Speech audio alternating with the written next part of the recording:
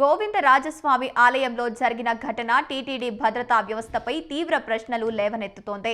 ఆలయ రాజగోపురంపై మద్యం సేవించిన ఒక వ్యక్తి ఎక్కి మందు ఇవ్వకపోతే కిందకు దిగను అంటూ హల్చల్ చేయడం భక్తులను కలవరపెట్టింది. ఈ ఘటనపై టీటీడీ మాజీ చైర్మన్ భూమాన కరుణాకర్ తీవ్రంగా స్పందించారు. ఇలాంటి సంఘటన జరగడం భద్రత ఎంత డొల్లగా ఉందో స్పష్టంగా చూపిస్తోందని ఆయన మండిపడ్డారు.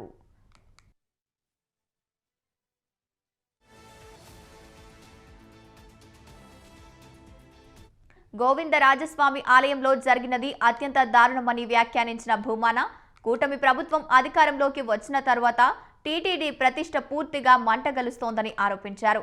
ఎంతసేపు గొప్పలు చెప్పుకోవడమే తప్ప ఆలయ పరిరక్షణ కోసం ప్రభుత్వం చేసింది ఏమీ లేదని విమర్శించారు ఆయన.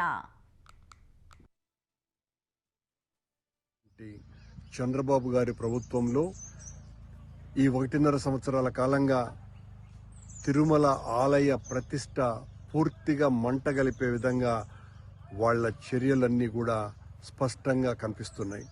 ఎంతసేపు మేమేదో గొప్పలు చేశాము అని చెప్పుకొని భజంత్రీలు చేయించుకుంటూ ఉండటమే తప్ప ఆలయ ప్రతిష్టకు కానీ ఆధ్యాత్మిక పరిరక్షణకు కానీ ధర్మాన్ని కాపాడాలన్న ఉద్దేశం కానీ ఏమాత్రం కూడా లేకుండా వివిఐపీల సేవలో తరిస్తున్నటువంటి బిఆర్ నాయుడు గారి నేతృత్వంలో తిరుమల ఆలయం మరింతగా పాలన గాడి తప్పింది. సాక్షాత్తు వెంకటేశ్వర స్వామి అగ్రజునిగా పూజలు అందుకుంటున్నటువంటి టీటీడీ ప్రధాన ఆలయాలలో ఒకటైనటువంటి గోవిందరాజస్వామి ఆలయ రాజగోపురం మీద ఒక తాగుబోతు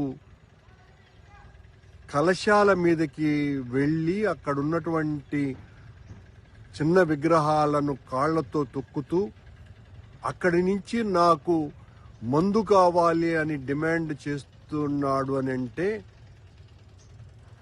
భద్రతా వ్యవస్థ ఎంత దారుణంగా పడిపోయిందో తిరుమల ఆలయంలో టీటీడీ నిర్వహణలో దీన్ని బట్టి చూస్తే చాలా స్పష్టంగా అర్థమైపోతుంది. మరొక ఘోర అపచారం జరిగిపోయింది. ఈ ప్రభుత్వం వచ్చిన తర్వాత వెంకటేశ్వర స్వామి ఆలయ